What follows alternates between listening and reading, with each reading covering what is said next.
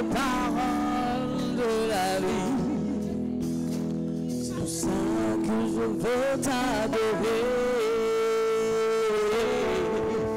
À qui irons-nous? C'est pour ça que je veux te louer, mon roi. À qui irons-nous?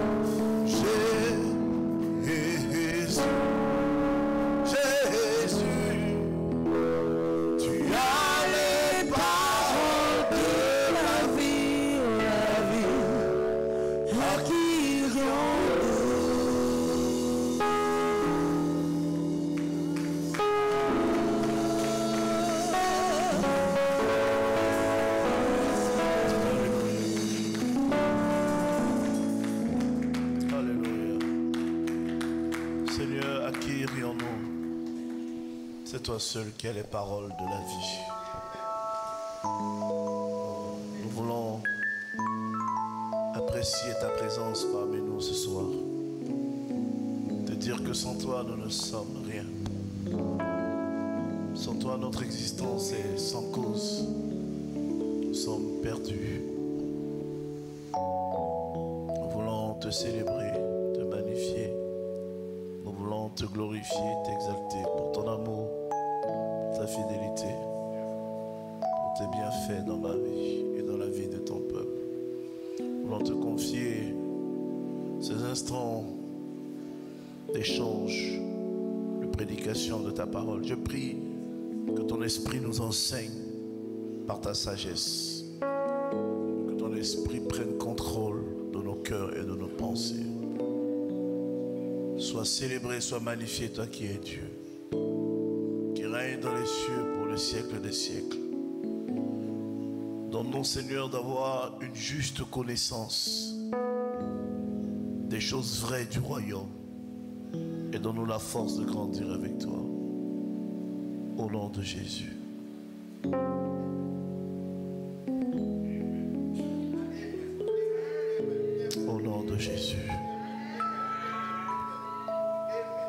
Je louerai l'Éternel de tout mon cœur. Je raconterai toutes tes merveilles. Je chanterai ton nom. Je louerai l'Éternel de tout mon cœur. Je ferai de toi le sujet de ma joie.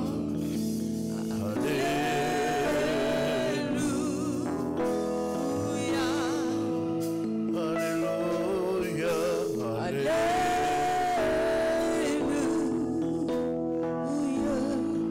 Je louerai l'Éternel, je louerai l'Éternel de tout mon cœur, de tout mon cœur.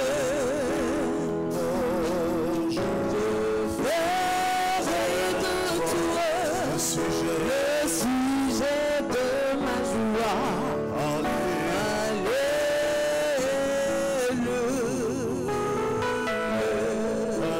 Alléluia, Alléluia.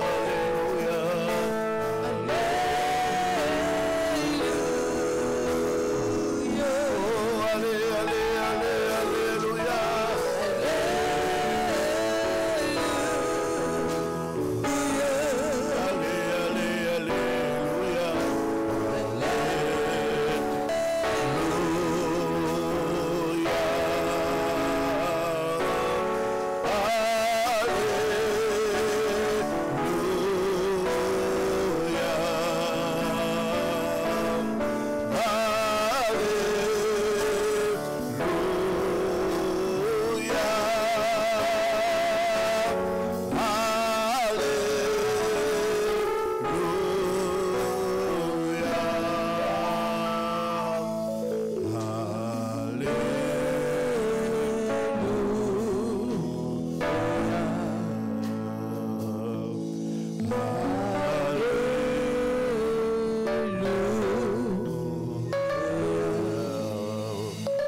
Acclame le Seigneur, acclame sa présence dans ta vie, acclame sa présence parmi nous, acclame-le, acclame-le, acclame le lion de la tribu de Juda. Yes, Lord, Amen. Quel silence. Bienvenue à notre soirée d'enseignement. Que Dieu vous bénisse abondamment. Que Dieu vous bénisse abondamment.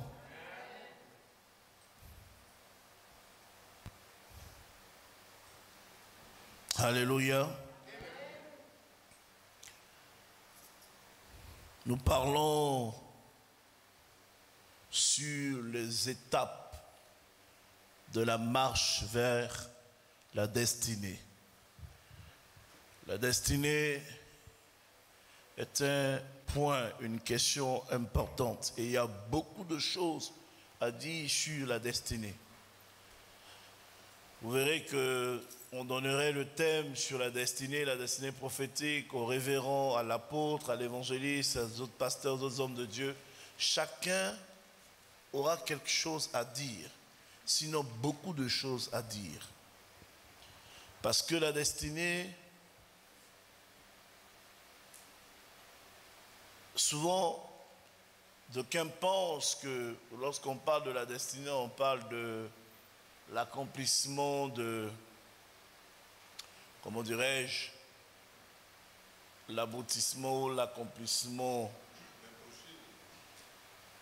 Non, quand on obtient le salut, c'est qu'on a une destinée. Le salut n'est pas une destinée. Le salut est la conclusion d'une vie entre une vie qui s'achève et une nouvelle qui commence. Le salut parle de l'éternité.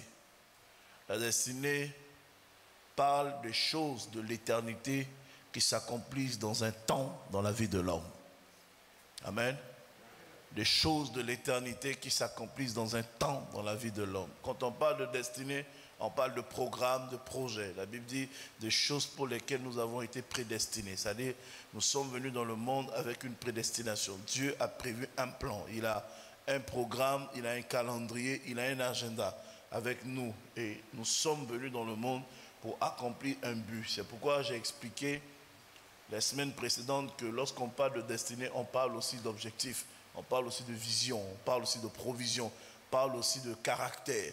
On parle de beaucoup d'aspects, beaucoup de choses. Et lorsqu'on parle de destinée, tous les éléments doivent être compris. Parce que une fois qu'on termine les séries d'enseignements sur la destinée, la façon de vivre de chaque personne doit changer.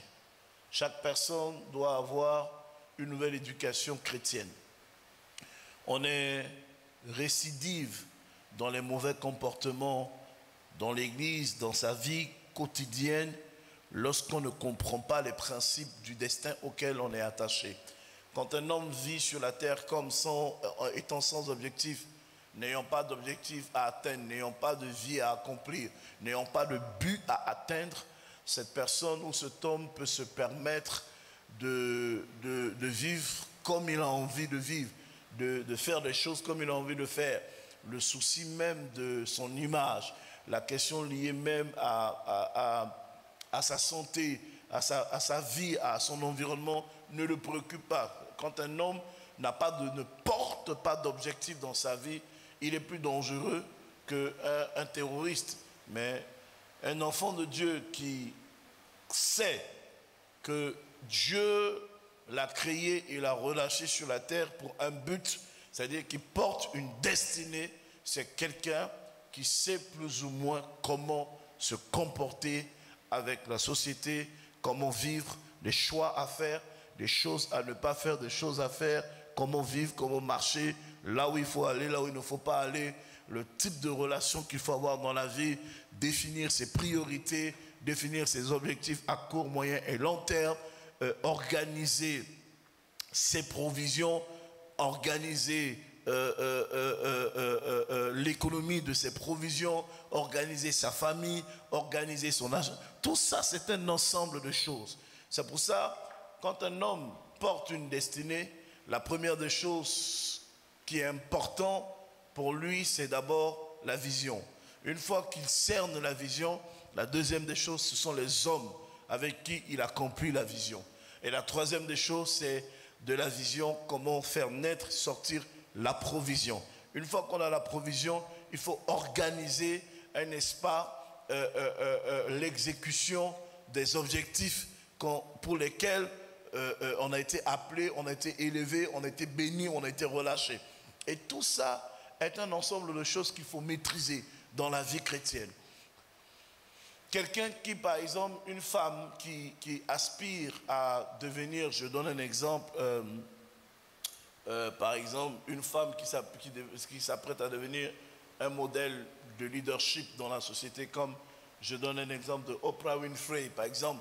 Tu ne peux pas devenir une Oprah Winfrey si tu passes ta vie, par exemple, à aller dans les boîtes de nuit, les bars, boire l'alcool, coucher avec des hommes par-ci, par-là, et puis faire tout ce que Oprah Winfrey ne fait pas. Parce que une vie, quand tu aspires à un leadership, il faut te dire que tu es censé être un modèle, un exemple. Les gens doivent voir à travers toi ce qui est différent. C'est-à-dire, si les gens voient en toi ce qu'il y a chez les autres, pourquoi est-ce qu'ils vont abandonner les autres pour être avec toi? Vous comprenez? En général, c'est ça. Lorsque les hommes commencent à trouver en vous ce qu'il y a du commun, il n'y a pas de raison pour qu'ils puissent vous suivre. Parce que vous avez tout ce qu'un homme a de commun. Mais si vous avez tout ce qu'un homme a de commun, en plus de ça, vous avez l'exceptionnalité, vous avez l'exception, vous avez la touche particulière. Parce que la destinée, c'est la touche qui vous distingue au milieu de plusieurs. Joseph était né du même ventre que Benjamin. Il était né des mêmes reins que Siméon que Ruben. C'est-à-dire que Joseph était le fils de Jacob. Siméon est le fils de Jacob. Ruben est le fils de Jacob. Nephtali est le fils de Jacob. Judas est le fils de Jacob. Jacob avait 12 fils. Les 11 premiers avant Benjamin sont tous sortis de ses reins. Ok? C'est pourquoi on parle de la postérité. Pour les enfants sortent des reins de leur père. Jacob est sorti des reins.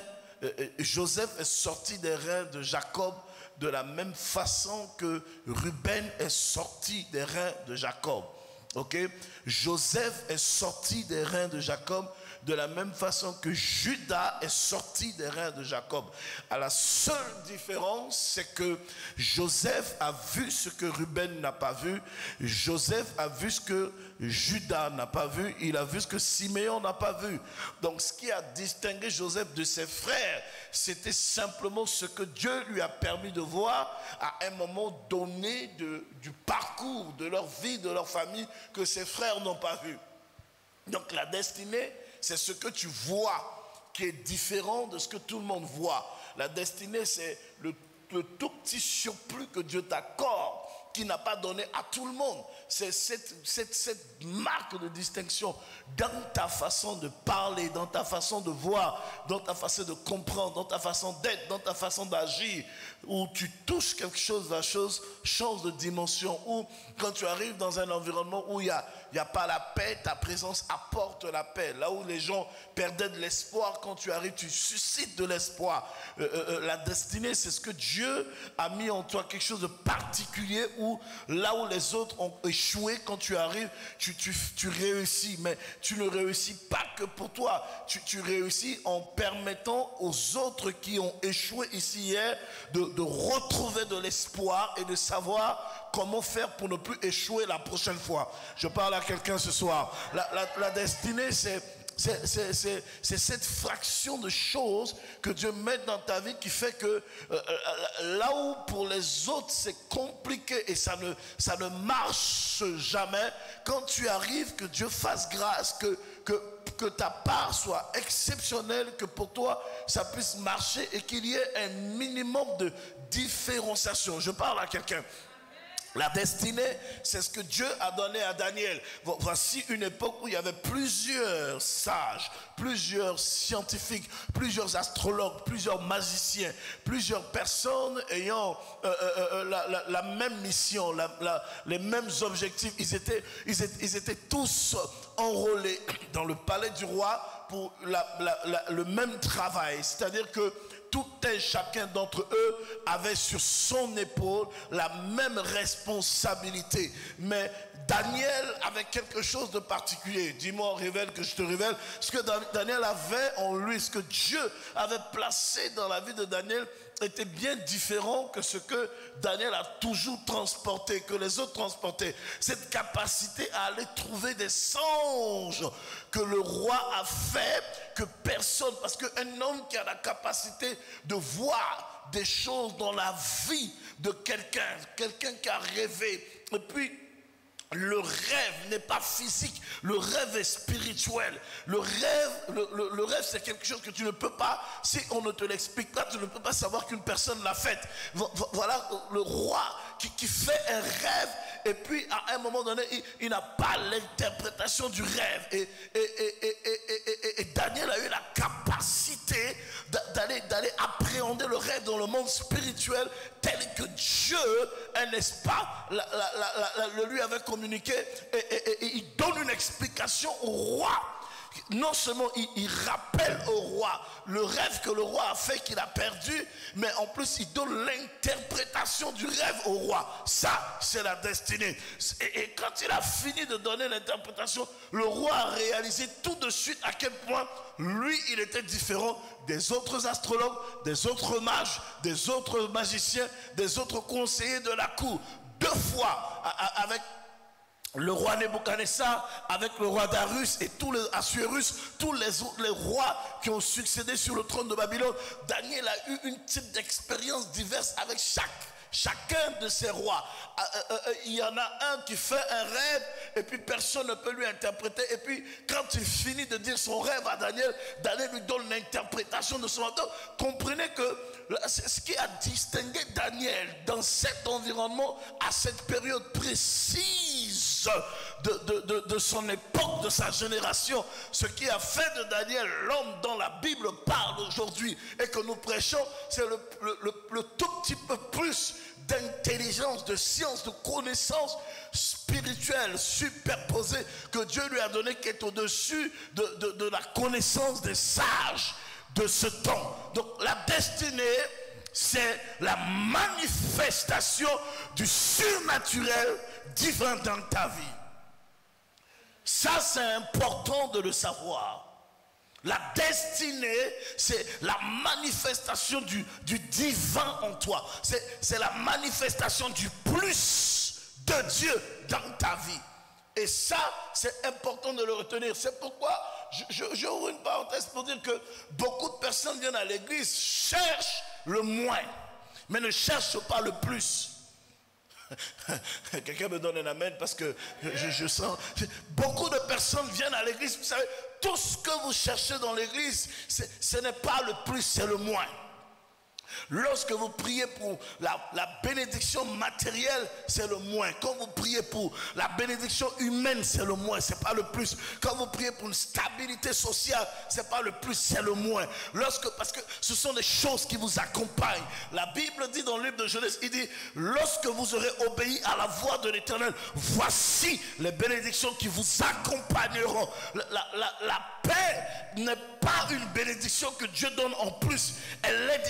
Elle fait déjà partie intégrante des choses qui marchent avec nous. Il y a des choses que Dieu a créées sous les cieux pour marcher avec l'homme. C'est-à-dire que la Bible dit dans Genèse, lorsque Dieu devait répondre à la question de l'homme, il dit la terre, le sol.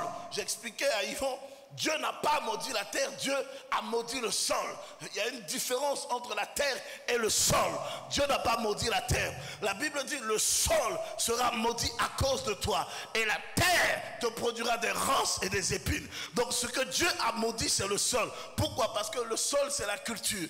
On cultive pour manger, on cultive la nourriture sur le sol pour manger. Et quand Dieu maudit le sol, Dieu ne maudit pas la terre. Dieu, en maudissant le sol, révèle ce que la terre allait produire à cause de la malédiction qui est à la surface. Maintenant, laissez-moi vous expliquer quelque chose. Vous savez, dans le principe de la destinée vient comme une couverture à la surface de l'environnement. Je suis en train de parler à quelqu'un ce soir. Quand la destinée arrive dans la vie d'un homme, elle vient comme une surface. La destinée vient comme un sol. Est-ce que je parle à quelqu'un? Mais lorsque le sol est maudit, la terre le produit rince et épines. Mais lorsque le sol est béni, la terre lui produit la graisse, le lait. Est-ce que je parle à quelqu'un? C'est pourquoi lorsque Abraham bénit, n'est-ce pas, Isaac bénit Jacob, il dit à Jacob, il dit, la terre te donnera sa graisse, c'est-à-dire le miel, la faveur d'en haut. Donc pourquoi? Pour annuler toutes les malédictions qui sont sur le sol. C'est pour ça que lorsque Jacob est arrivé dans la maison de Laban, en cultivant la maison de Laban a prospéré dans sa culture. Est-ce que je parle à quelqu'un ce soir? Donc vous devriez comprendre que la destinée, c'est ce que Dieu mettra dans votre vie pour vous permettre de réaliser et accomplir ce que vous ne pouvez pas initialement faire. Amen. C'est important. La destinée vient dans votre vie pour vous permettre de réaliser des choses initialement que vous ne pouviez pas faire. Des choses qui vous limitaient dans l'ordre humain.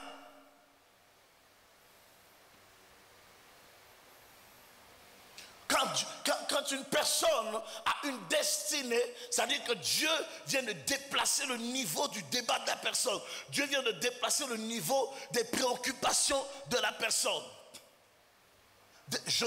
Joseph était vendu aux Madianites, mais les prières de Joseph n'étaient pas liées au fait qu'il était nu. Joseph a couru de la maison de Potiphar en laissant sa tunique dans la main de la femme de Potiphar. Donc la nudité de Joseph n'était pas un problème pour lui. Quand tu portes une destinée, ce que tu mets sur ton corps n'est pas plus important. C'est comment est-ce que tu vois ton corps avec tes yeux intérieurs. En fait, un homme de destinée ne voit pas sa vie à la limite de ses réalités. L'homme qui porte une destinée voit sa vie selon la... Oh, je suis en train de...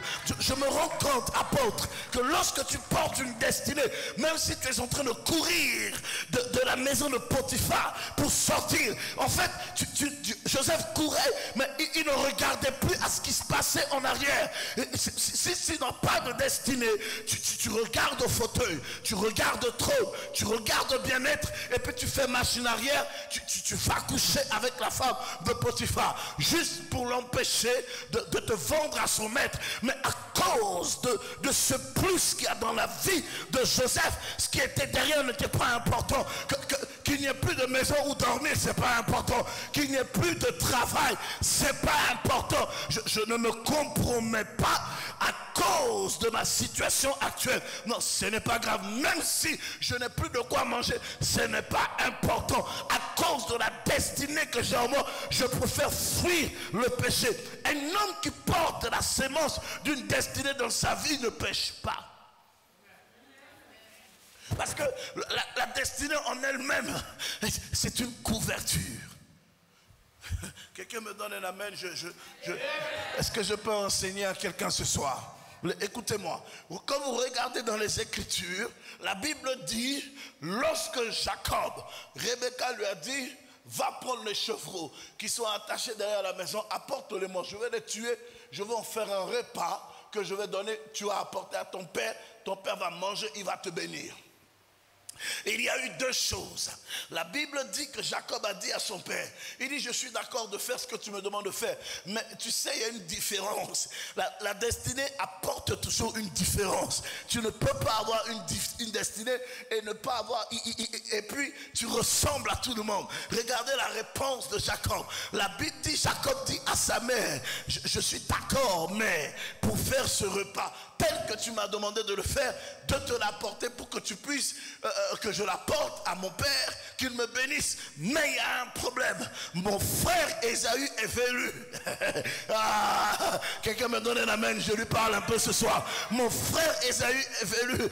La différence, Jacob dit, mère, la différence, c'est que entre Ésaü et moi, Ésaü est velu, alors que moi, je ne le suis pas. L'odeur de Ésaü est celui d'un homme des champs, parce que c'est un habile chasseur. Il est habitué à vivre dans la forêt. Or moi, j'ai toujours vécu sous la tente. J'ai une odeur d'un fils à papa, d'un fils à maman, avec un bon parfum.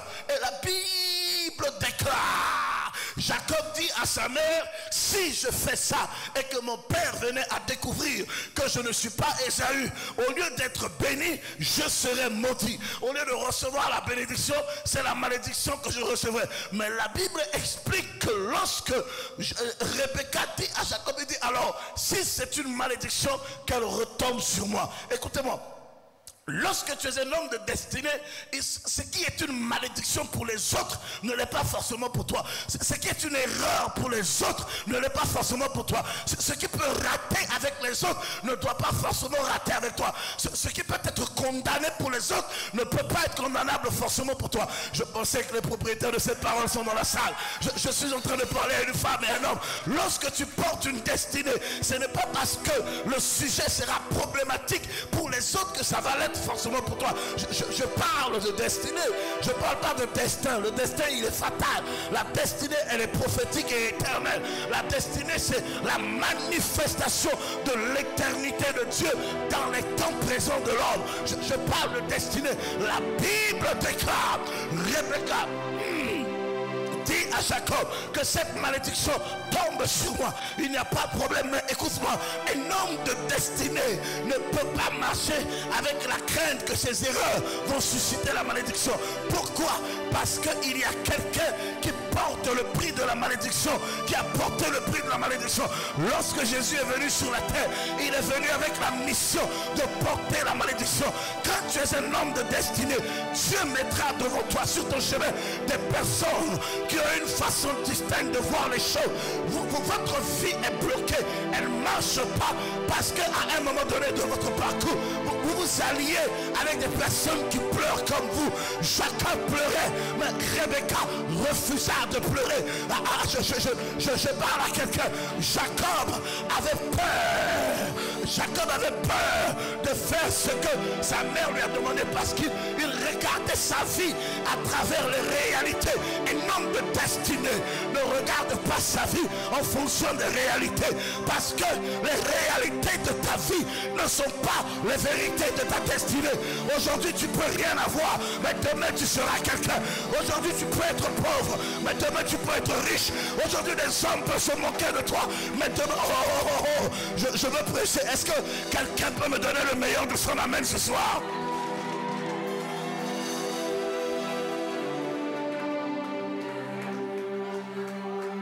Can I to talk to you tonight? Hallelujah. Hallelujah. Que cette malédiction retombe sur moi. Ok. Il s'est fait malédiction pour que je sois bénédiction. Donc s'il y a une malédiction qui doit tomber sur moi, elle ne tombera pas sur moi, parce que ce jour-là, Ésaïe a dit, un enfant nous est né, un fils nous est donné. La domination qui porta la malédiction sur la montagne du calvaire reposera sur son épaule. En fait, ce que Ésaïe, ce que Rebecca était en train de dire à Jacob, il était en train de dire à Jacob, il dit, Jacob mon fils, il y a quelque chose que tu dois comprendre. Lorsqu'on est sur le chemin de la destinée, il y a des erreurs dont on n'a pas peur de commettre. Il y a des choses pour lesquelles, même si on pense que Dieu est en train de nous condamner, ce n'est pas grave. En fait, aux yeux des hommes, le calcul c'est que Ésaü doit être béni, mais aux yeux de Dieu, tu es le choix de Dieu. Jacob, le problème c'est que un homme de destinée ne peut pas commencer sa vie à la bonne place. Jacob n'avait pas la bonne position, Jacob n'avait pas la bonne place. Je suis en train de dire à quelqu'un ce soir qui n'a pas la bonne position sociale, je suis en train de dire à quelqu'un qui n'a pas la bonne place dans la société. Quelqu'un me donne la main. Quelqu'un me donne la main. Est-ce que je peux parler à une femme ce soir? Jacob n'avait pas la bonne position. On touche ton voisin, dis oui. Jacob n'avait pas la bonne position, Stéphane. Jacob n'avait pas la bonne place. Jacob n'était pas le fils approprié pour recevoir de son père la bénédiction. Rebecca dit, il n'y a pas de problème. Tu n'as pas la bonne place, ce n'est pas grave. Tu n'as pas la bonne position, ce n'est pas grave. Fais seulement ce que je te demande de faire. Un homme de destinée, à un moment donné de son parcours, ce qui est important, ce n'est pas ce qu'il y a autour. Ce qui est important, c'est de faire ce que Dieu te demande de faire. À un moment donné, oublie les réalités de ta vie, oublie les réalités de ta famille, oublie les réalités de ton église. Fais ce que Dieu te demande de faire. Quelqu'un se lève et dit avec moi ce soir, je ferai ce que Dieu me demande de faire.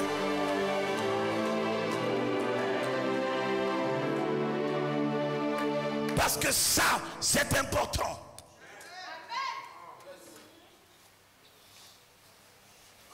C'est là, for 2 minutes. La Bible dit quelque chose de particulier. Quand je parle de la destinée, je deviens fou. Parce que la destinée, c'est totalement l'image de ce que je n'étais pas hier. À cause de ce que Dieu m'en a donné je suis devenu quelqu'un. Tu ne deviendras pas autre chose que ce que Dieu a dit.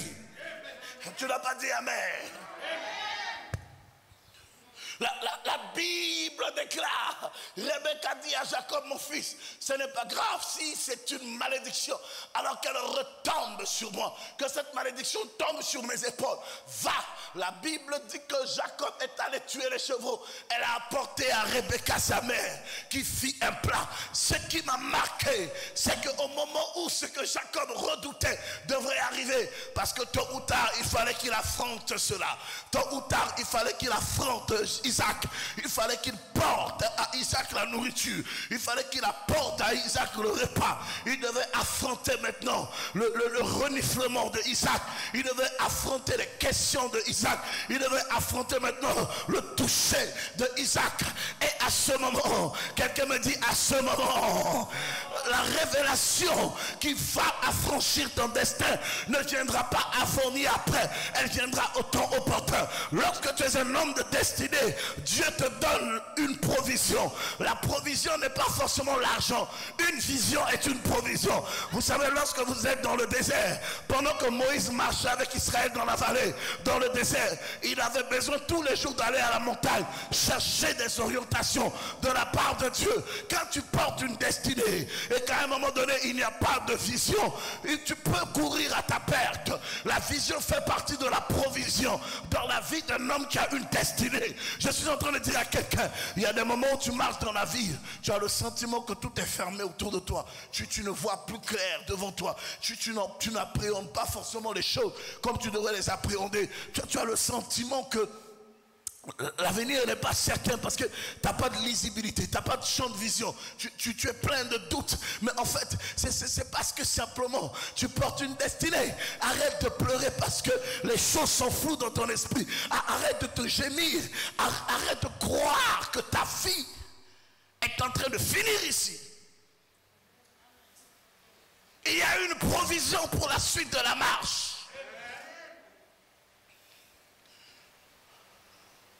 La Bible déclare ce qui est extraordinairement bénissant. La Bible dit, il tue le chevreau et il prend le chevreau, il le met exactement, parfaitement. Il prend la peau, il revêt Jacob avec. Il dit, va donner le repas à ton père. Ce qui était la crainte de Jacob est devenu une sécurité pour Jacob. Dans le processus de la destinée, il y aura toujours quelque chose que Dieu va te donner pour couvrir ta honte, pour couvrir tes faiblesses, pour couvrir tes manquements, pour couvrir tes lassitudes. Je suis en train de dire à quelqu'un, n'aie pas peur d'affronter Isaac. Lorsqu'il touchera la paume de tes mains, il ressentira les poils sur ton corps. Au lieu que la malédiction sort, la bénédiction sortira. Un homme qui porte une destinée n'a pas peur d'aller à l'encontre de sa source, à la rencontre de ses sources. Écoute, c'est quand tu n'as pas de destinée que tu as peur d'avancer. C'est ça la destinée, c'est ce petit plus que Dieu te donne pour faire la différence. À un moment où tout le monde fait l'indifférence. La destinée. C'est important de retenir cela. La Bible dit dans le psaume, je crois, 8,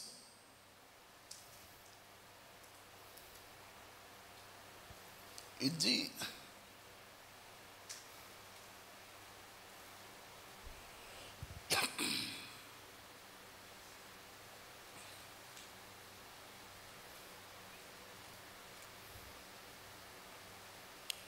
dans le psaume 1, le verset 8, qui dit, heureux l'homme qui met sa foi en l'Éternel, il est comme un arbre planté d'un courant d'eau. Alléluia. Lisons le psaume chapitre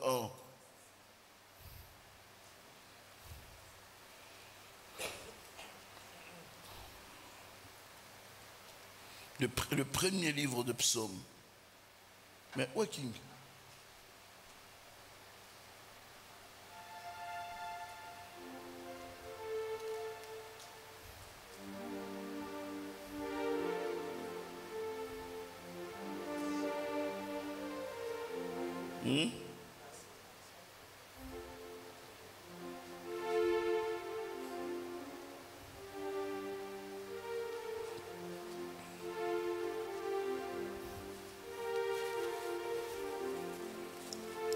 Psaume chapitre 1, à partir du verset 1er au verset 3. La Bible dit, heureux l'homme qui ne marche pas selon le conseil des méchants et qui ne s'arrête pas sur la voie des pécheurs, qui ne s'assied pas en compagnie des moqueurs, mais qui trouve son plaisir dans la loi de l'Éternel et qui la médite jour et nuit. La Bible dit, il est comme un arbre planté près d'un courant d'eau qui donne son fruit en sa saison et dont le feuillage ne flétrit point. Tout ce qu'il fait lui réussit. Quelqu'un dit Amen. Amen. Dis à ton voisin, tout ce que je fais me réussit. Sit down for 2 minutes. Un homme de destinée. Vous allez vous rendre compte que dans ce psaume, on a parlé de beaucoup de choses. Mais ce psaume vient résumer les enseignements de la semaine précédente. Les choix des relations dans la vie. La Bible dit que heureux l'homme qui ne marche pas selon le conseil des méchants, qui ne marche pas en mauvaise compagnie. Donc vous comprendrez que dans le processus de l'accomplissement de la destinée, le choix de nos relations sont très importants. Quand tu fais des mauvaises relations, des choix de mauvaises relations dans la vie, ça peut te créer des discrédits, des problèmes. Le choix des bonnes et mauvaises relations. Il dit heureux l'homme qui ne marche pas selon le conseil des méchants. Qui est le méchant? Le méchant, selon la définition des hommes, c'est celui qui fait preuve de beaucoup d'animosité à l'endroit des autres, en général. Mais ce n'est pas forcément que ça. La méchanceté tire sa source de la sorcellerie. Et la méchanceté est un sentiment subtil. La méchanceté a plusieurs degrés de manifestation. La méchanceté a un degré de manifestation sorcellérique, c'est-à-dire qu'il vient avec des caractéristiques. J'explique. La méchanceté peut venir comme une forme de gentillesse au départ, avec l'objectif de puiser en toi toutes les ressources, toutes les sources, toutes les substances que tu as. Et une fois que tu es vidé de toutes tes substances, la méchanceté prend le dessus parce que la personne qui manifeste la méchanceté vers toi, hier qui était la personne qui te disait tous les éloges, devient la personne qui devient ton ennemi et qui veut abattre ta tête. Jésus a dit, il est écrit dans les Écritures que c'est les mêmes personnes qui ont dit hier au Seigneur Jésus-Christ, Hosanna au fils de David, qui ont crié crucifiez-le. Vous voyez le niveau de la méchanceté? Ils sont venus pleurer. Jésus leur a regardé, il a dit, mais c'est vous qui avez demandé à Pilate, c'est vous qui êtes venu me vendre à Pilate, qui m'a vendu aux Romains. Vous ne pouvez pas venir pleurer et dire que Seigneur, nous regrettons ce qui est en train de t'arriver, que deviendra nos enfants. Jésus leur a répondu, ce qui est arrivé aux arbres, à un arbre qui est vivant comme moi. Pleurez plutôt pour vos fils qui sont des arbres secs, qui n'ont pas de racines, c'est-à-dire qui n'ont pas de sève, qui coulent de leur tronc, qui alimentent leurs branches. Il suffit qu'un petit vent souffle ou que le feu tombe, c'est terminé pour eux. Qui est le méchant? Le méchant n'est pas forcément celui qu'on croit à cause de sa façon d'être, non. Le méchant, c'est celui qui a la capacité de te détruire en étant ami avec toi. Le méchant, c'est celui qui a la capacité de faire des choses contre toi sans état d'âme. Le méchant, c'est celui qui a la capacité de livrer ta vie sur un plateau à tes ennemis, à tes adversaires, sans recul, sans même penser à ce que vous avez partagé, vécu hier, comme frère, comme soeur, comme ami. Le méchant, c'est celui qui vient dans ta maison et qui profite de tes bienfaits, mais qui ne sera jamais capable de te rendre en retour. Le méchant, en fait, c'est celui qui envie à ta vie naturellement et qui ne te le fait pas savoir et qui veut se servir de toi comme un instrument de ridicule après. Le méchant, c'est celui qui va te faire comprendre que tout le monde est contre toi et il n'y a que lui seul qui est avec toi. Mais dans le fond, il veut t'isoler, il veut t'éloigner de tout le monde pour mieux s'accaparer de toi et demain te dominer. Vous allez voir que la plupart des amitiés en général, dans le monde, même dans l'église, dans nos sociétés africaines, en général, lorsque deux personnes se rentrent en amitié, quand une personne, l'autre personne en face est épris d'une grande méchanceté, tout ce qu'il va faire, le méchant est capable de se positionner comme un défenseur pour toi, comme un avocat pour toi. Dans le monde, le jargon dit l'avocat du diable. C'est-à-dire le méchant est capable de te faire comprendre à toi qu'il est prêt à mourir pour toi. Mais le jour où la mort arrive, il ne va plus te pousser et lui, il va reculer. Est-ce que vous comprenez? Le méchant, c'est celui qui vit avec toi et qui aime tes bonnes œuvres, qui profite de tes bonnes œuvres, mais dans le fond, qui n'est pas prêt à se mouiller pour toi, n'est pas prêt à porter le chapeau pour toi, n'est pas prêt à porter le coup pour toi, à encaisser le coup pour toi. Donc vous devriez regarder à travers tout ça et définir vos amitiés. Et définir vos amitiés. Le méchant, c'est celui quand tu es marié et tu as des problèmes avec ta femme ou ton mari, au lieu de venir vous aider à régler le problème, il vous aide à vous séparer. Ça, c'est le méchant. Le méchant, c'est celui qui viendra te... J'ai expliqué à Yvon, cette jour-ci, je lui ai expliqué, j'ai dit, tu vois, le méchant, c'est celui-là, même s'il est pasteur, je le dis bien, je précise, même s'il est pasteur, c'est celui qui voit une femme mariée dans l'église en train de divorcer, au lieu de régler le problème, il veut chercher la femme. Ça, c'est le méchant. Il porte en lui la sémence de la sorcellerie. Il mérite qu'on le chasse de l'église et qu'on le lapide comme au temps des Juifs. Ça, c'est le méchant. Le méchant, c'est celui qui voit une situation en train de mourir, de décomposer, de pourrir. Au lieu de se lever et chercher à restaurer, à réparer, lui, il cherche encore à envenimer, à enflammer. Non, ça, c'est le méchant. Et celui-là, on ne peut pas parler de sa compagnie. La Bible dit que celui qui marche en compagnie de... Vous savez, chaque mot que Dieu met dans la Bible a son sens. En général, nous n'aurions jamais de problème dans notre vie si nous décidions de vivre selon la parole de Dieu. Est-ce que je parle à quelqu'un? Il dit, heureux l'homme qui ne marche pas selon le conseil des méchants. Vous voyez à quel moment votre joie va-t-il s'exprimer? Vous allez vous rendre compte que pour avoir marché longtemps avec des méchants, imagine une amitié dans laquelle tu marches avec une personne, tu sais de quoi on parle. Tu marches avec une personne et puis à la fin tu te rends compte que la personne a été ta pire ennemie. Ton pire ennemi. La personne te dénigrait, te critiquait, se moquait de toi, te prenait comme un moins que rien. Et toi, tu étais ouvert à la personne. Tu étais vraiment la personne, c'était ton idéal. C'était la personne en qui tu croyais le plus dans ta vie. Et puis à la dernière minute, tu te rends compte qu'en fait, elle n'avait jamais rien à cirer de toi. C'est que pour elle, tu vaux rien, tu n'es rien. Tu n'es qu'une, excusez-moi le terme, espèce de quelque chose qu'on ne peut même pas compter dessus. Et tu découvres ça à la fin, il te reste quoi? Les larmes aux yeux. Pourquoi? Parce que chaque relation dans laquelle l'on engage une amitié engage une partie de notre être. Dieu a constitué l'être humain de 3 entités, l'esprit, le corps et l'âme. Le pasteur a l'habitude de prêcher pour dire que dans l'amitié, il y a le mot âme. Quand tu noues ou lis une amitié avec une personne, c'est une partie de vos émotions que vous partagez. Donc quand tu es en relation avec une personne qui ne partage pas les mêmes valeurs intrinsèques que toi, tu lui donneras des choses qui lui augmentera plus de force à lutter contre toi. Un jour, ma mère avait une amie, paix à son âme, Alphonsine. Elle venait du Congo, Kinshasa, et puis elle avait fui la guerre. Elle est venue en Afrique, à Bangui, chez nous. Et bon, chez nous, les gens qui viennent du Congo, du côté de Zongo, sont comme les Burkinabés en Côte d'Ivoire. Voilà, donc ils sont dans les, on les appelle les monos, les makala, des trucs comme ça. Donc c'est eux qui sont dans les spécialités, tout ce qui est gouvernance de maison, bon pour faire beau, hein, gouvernance de maison. Et ils sont spécialisés dans les ventes de charbon, tout ça. Donc c'est les grands commerçants, c'est les grands débrouillards, comme tout bon Congolais. Ouais, quand vous allez au Congo, lorsque vous arrivez au Congo, on vous dit que l'impossible n'est pas congolais. Voilà, le Congolais, tu vas arriver, tu vas quitter par exemple la France. Tu vas arriver en Antarctique, tu vas trouver aucun Africain là-bas. Et lorsque tu vois un premier Africain, ils sont situés dans 3 catégories, sinon 4. Premièrement, les Nigériens. Deuxièmement, les Congolais. Troisièmement, les Camerounais. Quatrièmement, les Ivoiriens. Ça, c'est les plus grands aventuriers de la planète Terre.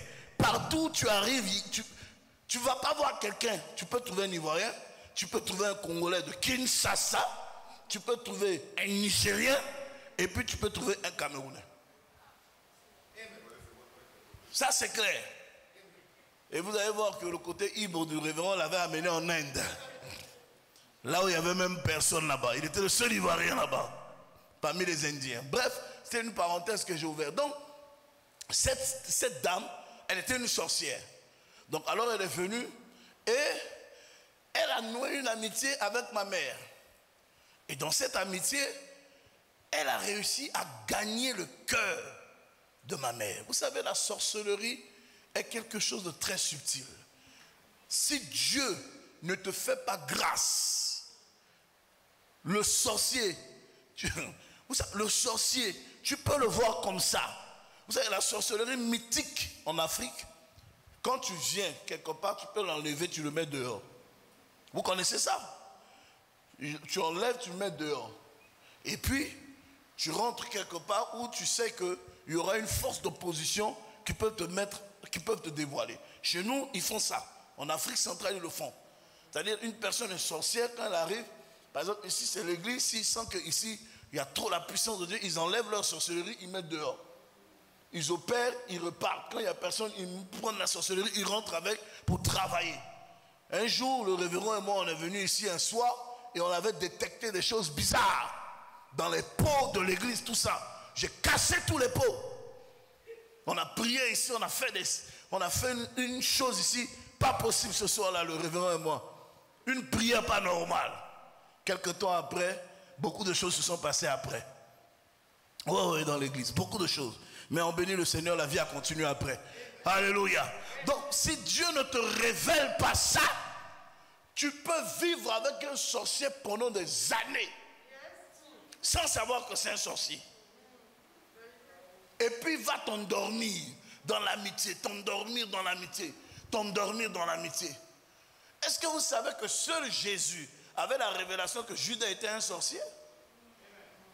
Pierre, qui était le pasteur de l'église, il ne savait pas. Judas, c'est un sorcier. Parce que quelqu'un avec qui tu mens, si tu es prêt à le vendre à la mort, c'est l'œuvre de la sorcellerie. C'est la sorcellerie qui a conduit Judas à trahir Jésus. Sinon, c'est quoi? La Bible l'appelle le fils de la perdition. Bon, qu'est-ce qui le fait perdre? C'est la sorcellerie. Lui qui était avec le Seigneur, tout homme qui rencontre Jésus est sauvé. Lui seul, il a rencontré Jesus, il n'est pas sauvé. Lui seul, il a marché avec Jésus, il a mangé avec lui. Lui seul, il a tenu la bourse de Jésus, il n'est pas sauvé. C'est que c'est la sorcellerie. Quelqu'un voit de quoi je parle? Alléluia. Et cette dame était très proche de ma mère. En 1997, j'étais jeune chrétien, engagé dans l'église, tout ça. Et j'ai eu des écarts de comportement avec ma mère. Et elle m'a chassé de la maison. Donc je suis allé chez le petit frère à mon père. Et un dimanche, un week-end de Pâques, c'était en pleine période de mutinerie, j'ai dormi, j'ai fait un rêve dans lequel j'étais mort. Et je me suis réveillé le matin, parce que moi déjà à l'âge de 12 ans, j'avais appris à prier, j'avais déjà un peu l'esprit ouvert dans les choses de l'esprit, tout ça. J'ai eu une maturité très précoce. Et j'en ai parlé à personne, mais j'ai décidé d'aller demander pardon à ma mère. Donc je suis parti de chez le petit frère à mon père et je suis allé demander pardon à ma mère. Quand j'arrive, je demande pardon à ma mère me reçoit. Elle dit, ok, j'ai écouté, d'accord, il n'y a pas de problème, tout ça. Et puis, bon, elle était normale, contente. Et puis je lui ai dit, bon, je vais au bureau, puisque j'habitais en périphérie. J'ai dit, bon, je vais en ville, au bureau, voir mon père, pour lui expliquer que je viens de te demander pardon et je veux revenir à la maison.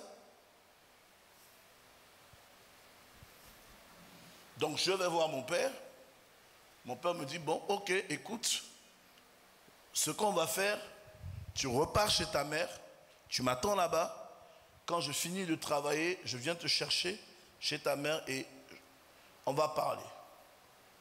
Donc, quand je pars de chez ma mère pour aller au bureau voir mon père, la sœur en question était avec ma mère à la maison. Et puis, ils étaient en train de parler. Et ma mère lui a posé le problème, lui dit, qu'est-ce que tu en penses? Vous voyez, le manque de sagesse, souvent dans la vie de certains chrétiens, peut faire que ils peuvent être frappés par l'ennemi sans se rendre compte, parfois par le manque de sagesse. Je parle de destinée, hein? Je suis dans la destinée. Et cette sœur dit à ma mère, non. Il est venu te demander pardon. Est-ce qu'il a déjà changé? Mais j'avais à peine 14 ans. 13 ans, 14 ans, 15 ans, oui. Un enfant qui a commis une faute. Sa mère l'a chassé. Il est revenu demander pardon à sa mère. La Bible dit quoi? Est-ce que le père a-t-il mis le fils prodigue dehors ou il a tué du veau gras pour lui? Il a tué le veau gras pour son père.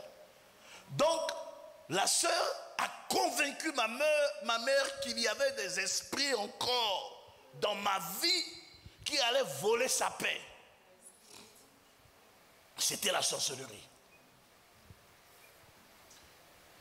Donc, quand elle a su, parce qu'elles avaient déjà programmé dans le monde spirituel pour me tuer, donc ils m'ont fait sortir de la maison de ma mère pour me faire sortir de la couverture familiale, puisque ma famille est chrétienne.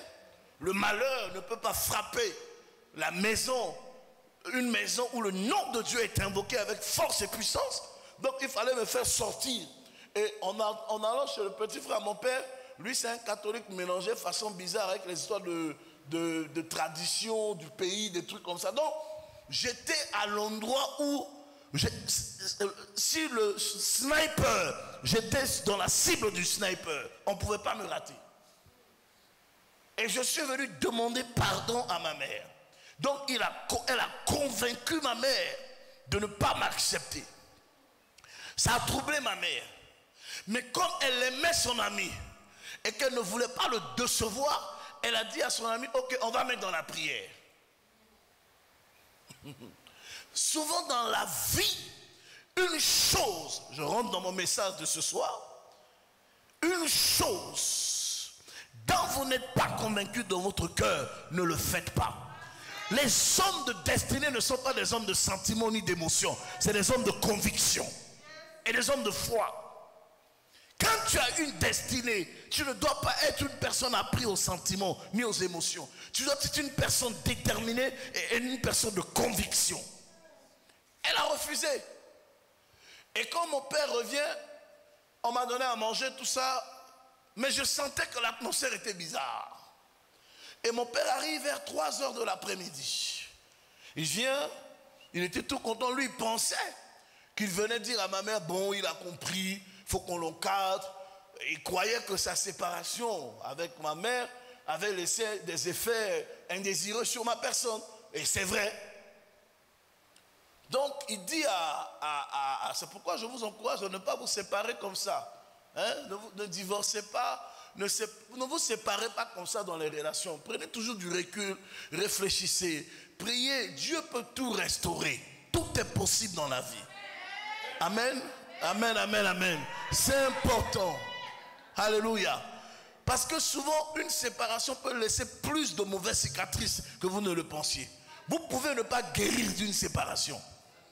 Vous pouvez mourir des blessures d'une mauvaise séparation. Si Dieu ne vous fait pas grâce, ça peut au départ, vous pouvez croire que ça va. Mais après, vous allez vous rendre compte que tout est noir devant vous.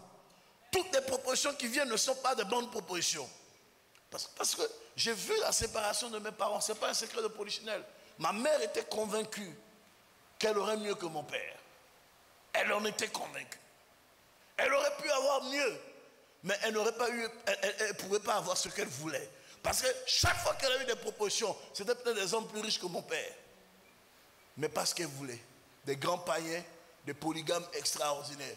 Alors, pourquoi quitter un homme dont tu étais deuxième femme pour aller dans la vie d'un autre homme dont tu vas être quatrième femme? Ça n'a pas de sens. Donc, elle s'est retrouvée sans mari. Et finalement, elle a décidé de consacrer sa vie à ses enfants et à Dieu. C'était une parenthèse. Je vous parle, c'est des choses secrètes de ma vie que je vous parle. Parce qu'on parle de destinée. Apôtre, le vieux Matthieu arrive. Il rentre dans la concession. Il parle, il dit, bon, je pense que je vais souvent être là pour l'encadrer, tout ça. Ma mère dit, non. Tu peux aussi le prendre, c'est ton fils. Je ne le garde pas ici. Mon père qui dit, mais il est venu te demander pardon, oui. Tu sais que je ne peux pas le prendre chez moi pour le moment. Laisse-moi le temps d'arranger chez moi les problèmes que j'ai de l'autre côté et peut-être que je le prendrai. Mais dans l'immédiat, j'ai acheté cette maison pour mes enfants. Tu ne peux pas mettre mon fils dehors. Ma mère a dit, niet, ça a failli devenir la bagarre. Quand la sorcellerie t'envoûte, même le Saint-Esprit parle, tu n'écoutes plus. Frère, sur le chemin de la destinée, beaucoup de choses peuvent vous échapper, mais vous pouvez aussi voir beaucoup de choses. Elle a refusé. Et la sorcière dit à mon père, mais Mathieu, il n'a pas encore changé. Mon père lui dit, ferme ta salle. Après, tu coupes cette partie. Il dit, non, de quel droit tu te mêles? Mon père était furieux.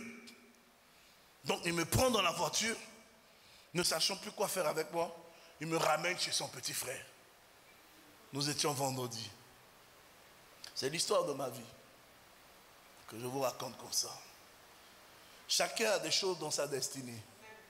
Il me ramène chez le petit frère, à son petit frère, François. Il me dépose là-bas. Il lui donne de l'argent pour s'occuper de moi. J'étais triste, j'étais pas bien, tout ça. Bon, j'ai laissé, j'ai sorti mes linges, j'ai nettoyé mes linges, je me suis dit, bon, dimanche, je vais aller à l'église parce que ça faisait 4 mois que je suis pas allé à l'église. Je vais aller à notre église principale, je vais partir, j'irai voir mon pasteur, Papa Gaston, pour lui dire, ah, je suis venu demander pardon à maman, je veux revenir parce que même la distance pour aller à l'école, c'est trop loin pour moi. J'habitais, mon école était à côté de la maison. Bon, là, je suis allé habiter, donc c'est comme dans un village. En fait, c'est comme quelqu'un qui quitte Angré, quelqu'un qui fréquente à Angré et qui habite à Abobo. Donc, je devais quitter Abobo pour à pied pour venir à l'école à Cocody. C'était compliqué. C'était compliqué. J'habitais comme ici, et pour aller à l'école, je devais aller à Couéron. Vous voyez où est Couéron, non? Vous voyez la distance à pied.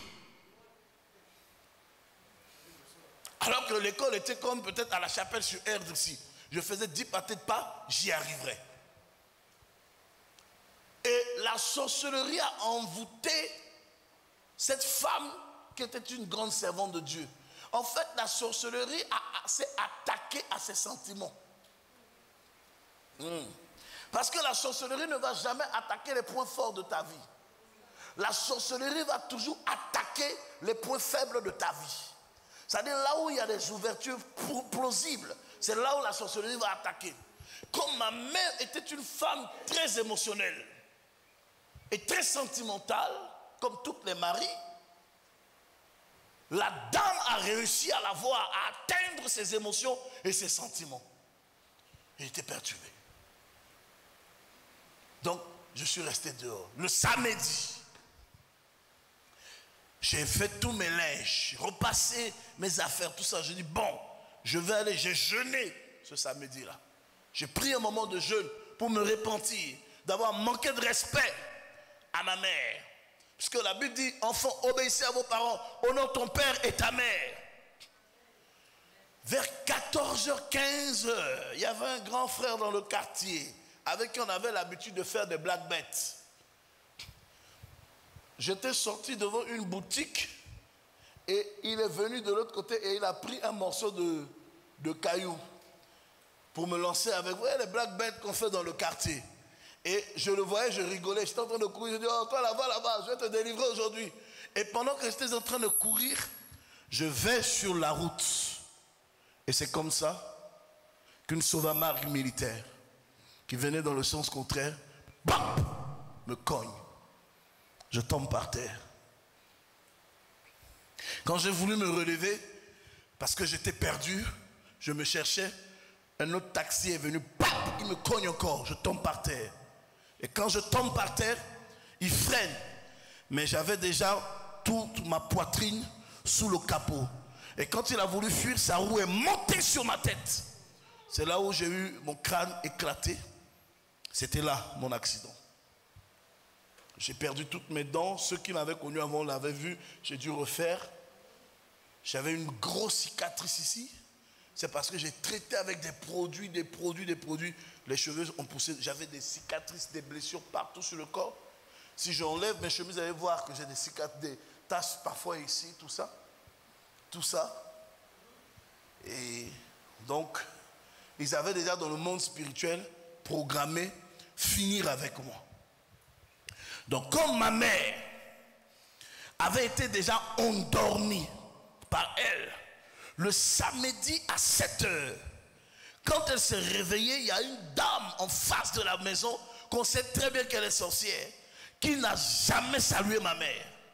Dès qu'elle a vu ma mère, soeur mariée, comment tu vas? Et sois bénie. Ma mère l'a regardée, ça fait ting dans sa tête. Quand tu es une femme, un homme de destinée, les tromperies de tes ennemis peuvent te tromper pendant un temps, mais pas toujours. Le diable peut te tromper pour un peu de temps, mais pas pour toujours. Lorsque tu portes une destinée, tu dois être une personne avisée. Notez ceci: les hommes de destinée ne sont pas des personnes qui dorment éternellement. À un moment donné, tu dois te réveiller. Tous ton voisin dit: réveille-toi.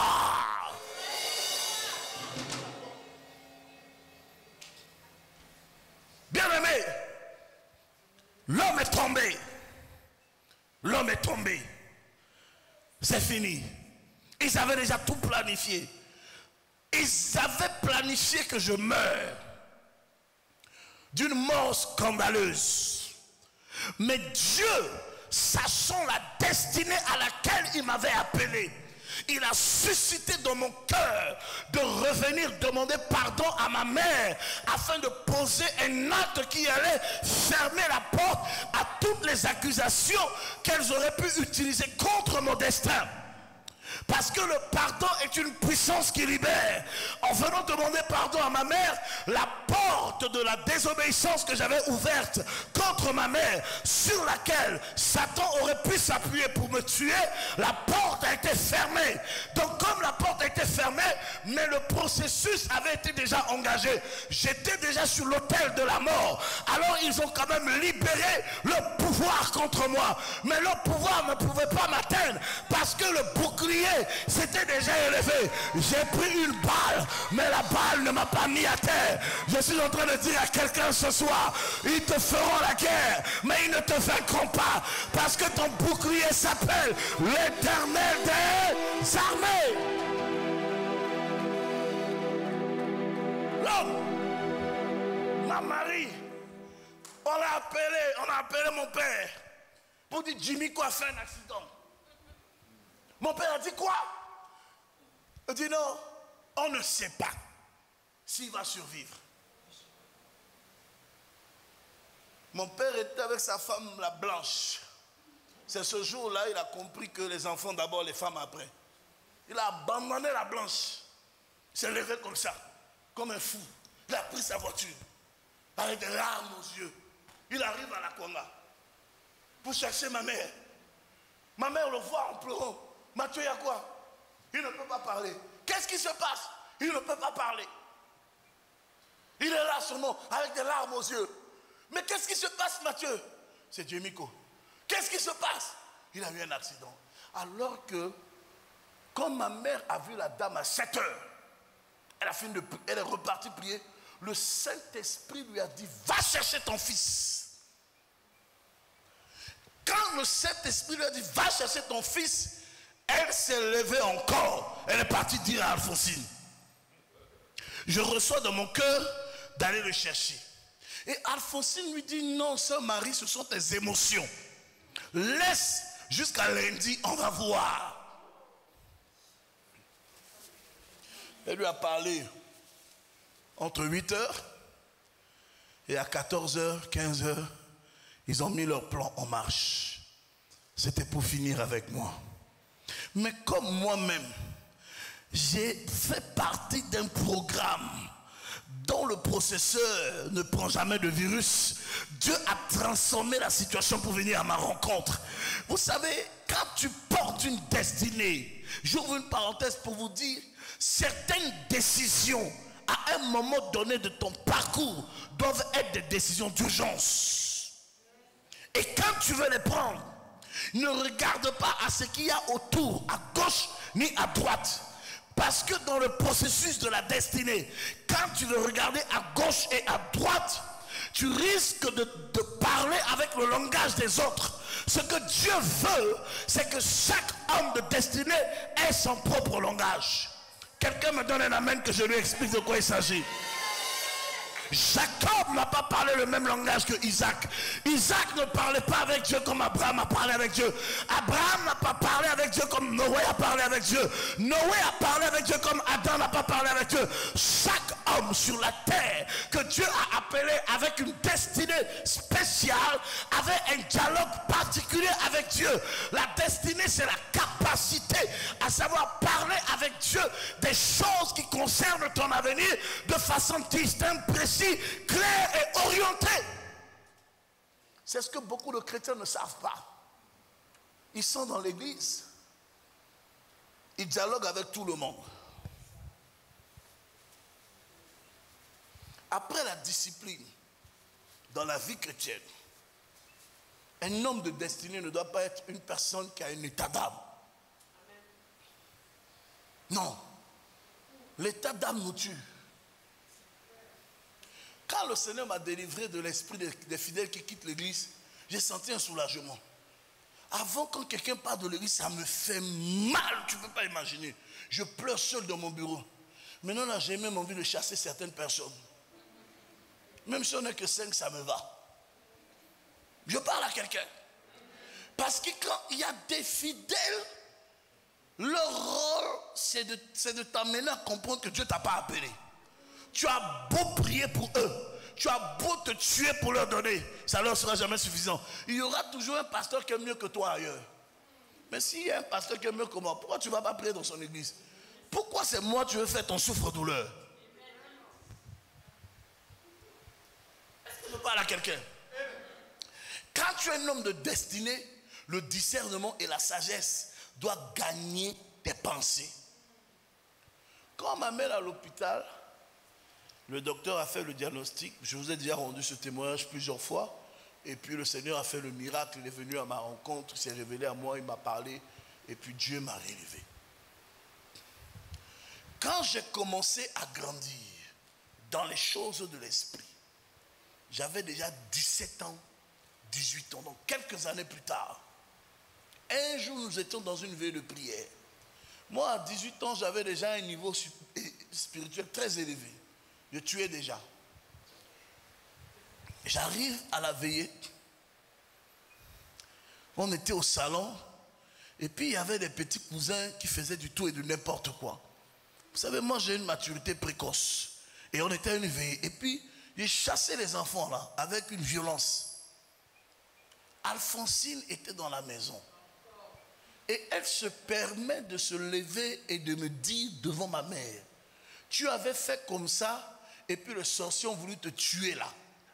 Hein? Tu es trop orgueilleux. Tu dis que tu sers Dieu. Hein? Laisse ces enfants. Pourquoi? Parce que ces enfants faisaient partie des enfants que j'ai chassés.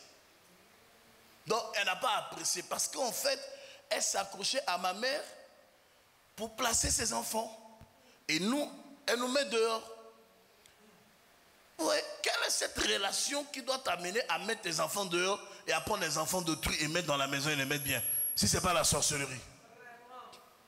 Ça, c'est la sorcellerie. I look Alphonsine and I told him, Alphonsine, tonight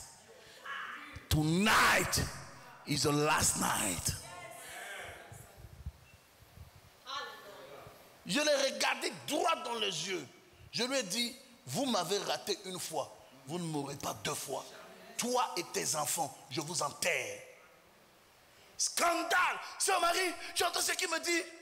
Ma mère se lève. Ma mère me dit, tu as dit quoi? Je dis, maintenant je regarde ma mère. Parce que je savais qu'elle avait déjà compris. Je dis, ah bon? Tu veux me chasser encore une deuxième fois? Chasse-moi, c'est pas grave. De toute façon, je dis à 18 ans. Mais la même chose qui s'est passée hier là ne peut pas se passer 2 fois dans ma vie. J'étais déjà un homme aiguisé. Bien aimé, je pars de la maison, il était 3 heures du matin. Cette fois-ci, on ne m'a pas chassé, je suis sorti moi-même. Je vais à la montagne, frère. Je reste sur la montagne 3 jours. Tout Bangui me cherche. Ma mère est devenue folle. Elle dit oui, là c'est fini. Cette fois-ci, son père va me tuer seulement. Sans manger, sans boire. When I get down the mouth, Quand je descends de la montagne, j'arrive devant le portail de la maison. Je rentre, ma mère me voit. Quand elle voulait me poser la question, ça va mon London Nandois. C'est-à-dire, tu viens d'où? Pour qu'elle tombe sous onction. Je la calcule pas, je rentre dans la chambre. Je ferme la porte sur moi. Je ne sors pas jusqu'au lendemain.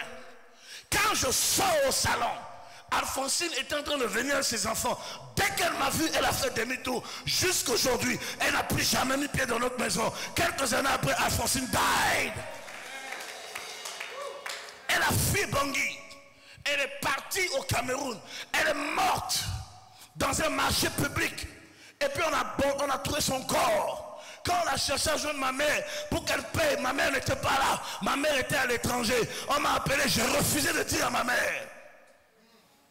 On n'enterre pas le corps des sorciers. Quand tu portes une destinée, ceux qui veulent te tuer aujourd'hui, c'est toi qui vas les enterrer demain. Bien-aimé, la destinée c'est quelque chose d'important. Quand Dieu a un programme avec toi, même si tes ennemis sont les plus puissants de la terre, ils ne t'atteindront jamais. Et l'évêque a triomphé de la sorcellerie d'Alphonsine.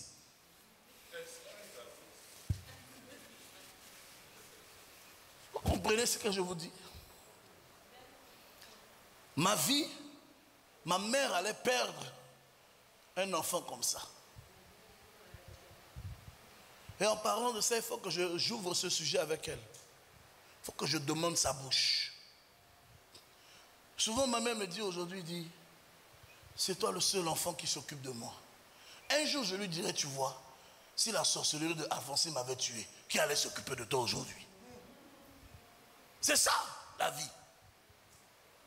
Ne détruisez pas votre semence. Ne faites pas de mal à ce qui est précieux pour vous. Même dans le processus de la destinée, l'éducation de vos enfants, c'est important. Tu ne sais pas parmi tes enfants lequel fera ton bonheur demain. Tu ne sais pas. Tu ne sais pas qui va payer la nourriture pour toi demain, qui va payer le loyer pour toi demain. Moi, je suis pasteur. Mes enfants sont ceux que Dieu m'a donnés dans la foi. C'est pourquoi je ne fais exception de personne. J'entretiens tout le monde comme je peux. Parce que je ne sais pas qui parmi vous demain Dieu va élever. Pour tenir ma vieillesse. C'est important. Dans le processus de la destinée, les mauvaises amitiés, il faut s'en débarrasser. Mais toute personne qui te conseille à aimer le Seigneur, à fuir le mal, à fuir le péché, à te dessaisir de la compromission, à t'accrocher aux bonnes valeurs, qui t'enseignent à pardonner, à oublier, à laisser. À ces personnes, tu dois t'attacher. Mais une personne qui t'enseigne la haine, la colère, qui attise toujours la flamme de la colère, de la vengeance dans ton cœur, quelle est cette amitié? La Bible nous enseigne à pardonner. Toi, tu as des amis qui t'enseignent à ne pas pardonner. Et tu es convaincu que c'est les meilleurs amis du monde. Un homme qui porte une destinée ne se comporte pas comme ça. Quand tu commences à réagir comme ça, il faut te poser la question de savoir si tu as une destinée.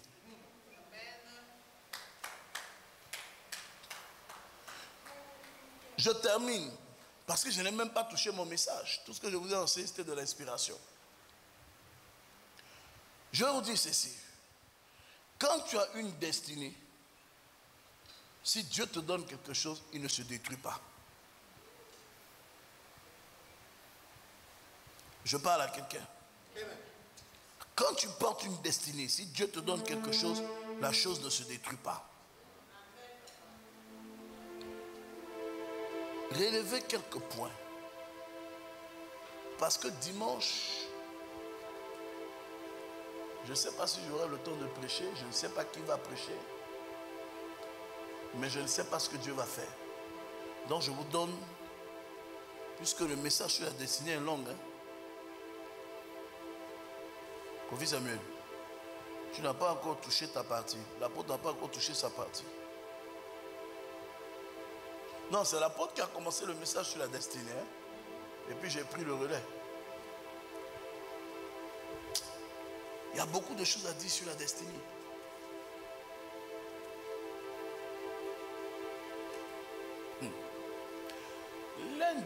L'une des choses que vous devez cultiver, c'est la loi du secret.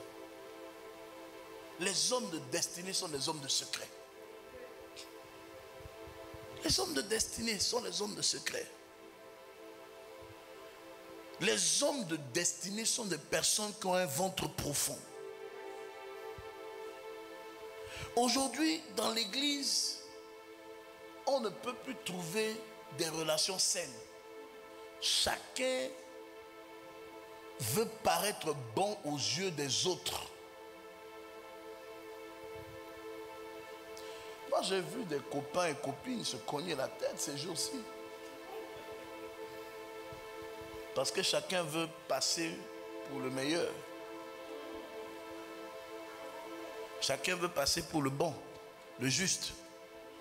Vous savez, quand vous voulez passer pour le bon, pour le juste, vous rentrez dans la justification. Tous ceux qui se justifient sont coupables. Dans la vie, si tu n'as rien fait de mal, tu n'as pas besoin de te justifier. Parce que ta justice vient du Seigneur. La Bible dit ceux qu'il a appelés, il les a justifiés. Donc tu n'as plus besoin de te justifier parce qu'en fait, en réalité, si tu n'as rien à te reprocher, pourquoi te justifies-tu? Tu peux t'expliquer pour éclairer, pour corroborer des faits, des informations, un apôtre. Mais quand tu rentres dans la justification, c'est que tu as quelque chose à te reprocher. Le secret, c'est la nature des grands. Quand tu es un homme de destinée, parce que la destinée t'amène à des responsabilités. Tu ne peux pas, par exemple, si je me mets tous les dimanches à faire le rapport de vos cures d'âme, est-ce que vous allez rester ici? Vous-même, vous savez ce que vous avez fait dans vos vies. Je me lève un matin, je dis, Yvon, lève-toi. Bien-aimé dans le Seigneur, voici la fiche de la cure d'âme de Yvon. Il avait fait ça, il avait fait ça, il avait fait ça.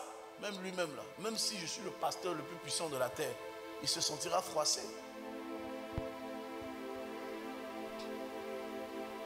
J'amène Yvon chez Madame Mansour.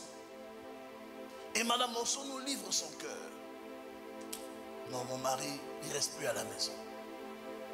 Vraiment, comme vous êtes ses frères, vous êtes ses pères, des hommes comme lui, il faut lui parler. Mais elle nous a dit ça à deux. Dans le secret. Si elle avait voulu que Adélaïde sache, elle allait faire venir Adélaïde aussi. Si elle avait voulu que Tsunamite sache, elle allait faire venir Tsunamite. Mais si elle nous a fait venir moi et Yvon à deux, elle nous a dit ça. Et puis demain, l'apôtre est au courant, le révérend au courant, Nancy est au courant, Balem est au courant, Madame, tout le monde est au courant. Finalement, Madame Kassi, oui, finalement, on fait quoi? Vous pensez que demain, elle sera contente de nous confier ses secrets? C'est ça qui manque à votre leadership. C'est ça qui manque à votre éducation spirituelle. Le secret. Le secret.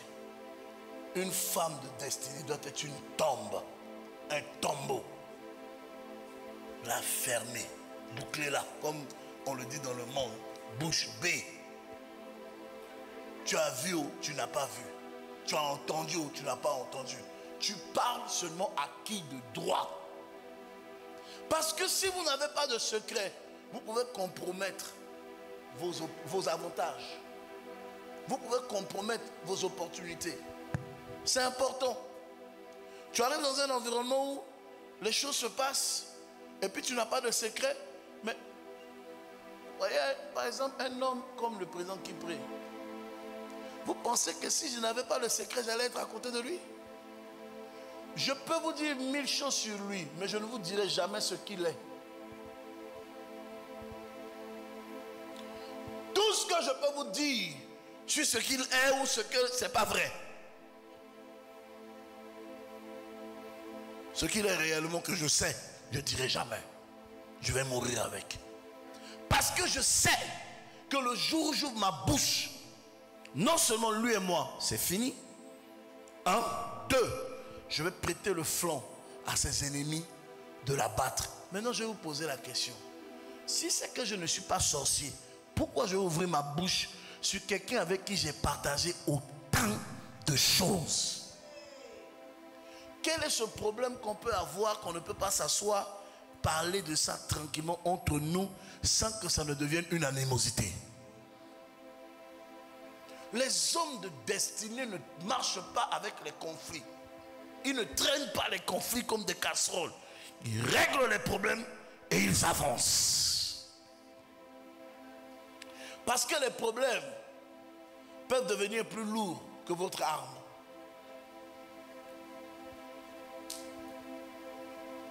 Laisse-moi finir. Si un problème survient dans ta vie et tu fuis face au problème, tu n'as pas de destinée. Je prends cas par cas pour bien faire dans vos visages. Tu as une difficulté financière. Tu abandonnes le problème. Tu n'as pas de destinée. Bats-toi pour régler le problème. Tu arrives dans un pays, tu n'as pas de papier. Tu fuis pour rentrer chez toi. Tu n'as pas de destinée. Tu as un destin. Bats-toi pour avoir des papiers. Parce qu'il y a des gens qui sont passés par là et qui ont réussi, qui ont connu des moments difficiles, mais qui ont tenu ferme, qui ont tenu bon et qui ont vu le bout de la tunnel. Pourquoi toi tu veux abandonner? Tu es une femme mariée, un homme marié, le divorce se présente à ta porte. Si tu divorces dans le Seigneur, tu n'as pas une destinée. Bats-toi pour repousser le divorce. Ah oui? Je connais des femmes en Afrique, des mamans. J'ai rendu ce témoignage ici. On les connaît dans nos églises conventionnelles en Afrique. Des femmes dont les maris sont les plus grands dangereux du monde. Deux fois, on vient même avec un enfant comme ça. On sonne à la porte, elle veut ouvrir, on dit, hein, on te donne. Bébé. Et là, elle est en train de prier, peut-être avec des groupes, des femmes, des sœurs. Et puis une prophétie vient de sortir tout de suite pour dire que ton mari va te faire du bien. La prophétie vient de finir comme ça. On sonne à sa porte et puis on te dit, bébé, c'est ce que ton mari vient de faire dehors, là, prends. Tu rentres à l'intérieur de la maison, tu vois les sœurs qui viennent de te prophétiser que ton mari va te faire du bien. Tu regardes la souffrance qui vient d'arriver dans ta vie. Tu te poses la question, c'est le bien que vous venez de prophétiser là qui vient d'arriver? Ça a existé. Mais il y a des femmes qui ont pris ça. Le bébé arrive comme ça, oh gloire au Seigneur. Oh que le Seigneur bénisse. Il vient d'augmenter le nombre de mes enfants. Elle prend. Et tout ce qu'elle peut dire à leur mari, tu aurais pu m'informer que tu as eu un enfant dehors. Ça ne fera pas un problème. Elle va jeûner. Elle va prier. Jusqu'à ce qu'un jour, le mari, quand il voudra continuer d'aller dehors, il se rend compte qu'il n'est plus un garçon. Chaque fois qu'il est avec une autre femme en dehors de sa femme, il devient un pédé. Ça a existé. Je vous ai donné le témoignage de ma fille à Abidjan, où on a prié pour elle. Je lui ai expliqué le mystère de Téraphin. Rachel est le Téraphin de son père. Ça, j'enseigne ça aux femmes mariées, dont les maris sont infidèles. Quand j'ai fini de vous enseigner ça, vos maris ne peuvent plus vous tromper. Le mystère de Rachel avec le Téraphin de son père. L'apôtre, tu connais ce mystère, non? La Bible dit, elle prend le Dieu de son père, elle le met sur un chameau et s'est assise dessus. Quand Laban est rentré dans la tente, elle dit à Laban, j'ai ce qui est d'ordinaire aux femmes. Aucun homme ne s'approche d'une femme qui est dans les mauvaises périodes. Quand j'ai fini de t'enseigner le secret de ça, ton mari ne peut plus te tromper. Mais pour ça, il faut beaucoup d'offrandes, mes filles. Beaucoup d'offrandes. Qui a dit Amen? Moi, je t'enseigne à régler les problèmes de l'infidélité de ton mari. Et puis toi, à rester fidèle. Parce que dans cette génération, les femmes sont devenues des monstres. Le diable habite leur cœur. Tu as appris que ton mari a fait une virgule. Tu as, oh, moi aussi, je vais le tromper. Va le tromper, tu finiras par te tromper. Actuellement, là, pour gagner mari dans le monde, là, c'est compliqué. Les femmes représentent 70% de la population mondiale avec les enfants. Les hommes représentent 30%.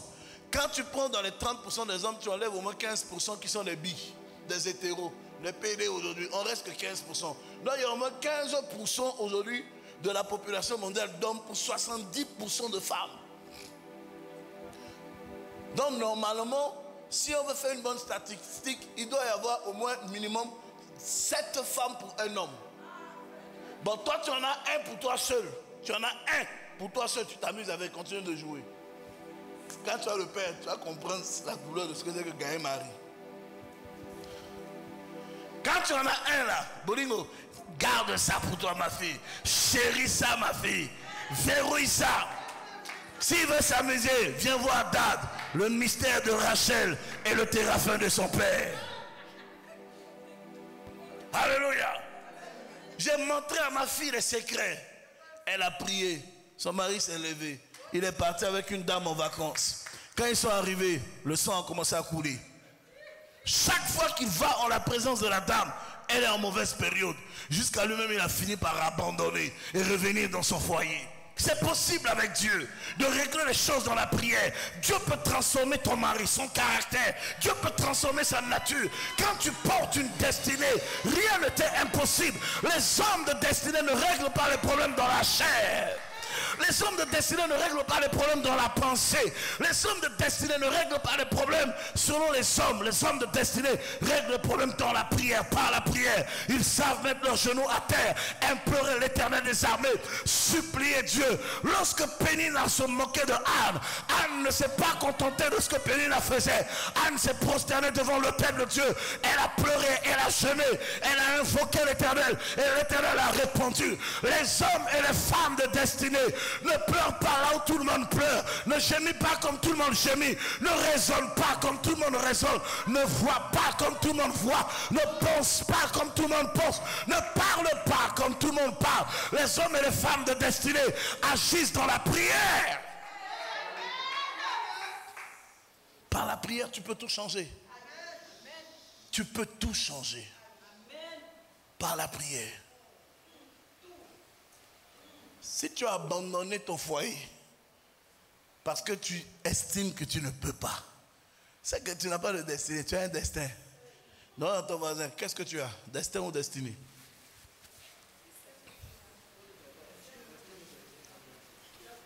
Demande à ta voisine, à ton voisin, tu as quoi? Tu as destin ou destinée? Tu as Dieu. Tu as Dieu, ma fille. C'est moi qui prêche ici. Hein? Tu as Dieu. Que Dieu te donne une destinée. Que Dieu te donne une destinée. Alléluia. Qui a été béni par ce message ce soir? Lève-toi, nous allons prier, nous allons prier, nous allons prier. Amen. Quand tu as une destinée, tes challenges sont différents. Souviens-toi d'une chose. La Bible dit, heureux l'homme qui ne marche pas selon le conseil de méchants, qui ne s'assied pas en compagnie des moqueurs, qui trouve son plaisir dans les lois de l'Éternel. Quand tu portes une destinée, ce qui est important, suivez-moi, quand tu es porteur d'une destinée, ce qui est important, c'est la relation que tu entretiens avec Dieu. Parce que c'est de cette relation que découlera. C'est de cette relation que découlera les astuces dont tu as besoin pour marcher et accomplir ta destinée. N'écoutez pas ces prédications et ces paroles comme un simple récit. Gardez-les dans les fonds de vos cœurs. Ces paroles que vous écoutez rencontrent les réalités de vos quotidiens. Vous devriez savoir marcher avec cela. C'est important. Ne cédez pas au régulier. Ne cédez pas à l'ordinaire. Une vie d'exception se construit dans la racine. Elle trouve des fondements au cœur de Dieu. Lève les deux mains vers le ciel, élève la voix et dis au Seigneur, élève la voix, demande au Seigneur de t'aider à remporter cette bataille, cette victoire de ta destinée. Parle au Seigneur. Amen. Namosuka. Zuyataska tabosha. Parle au Seigneur.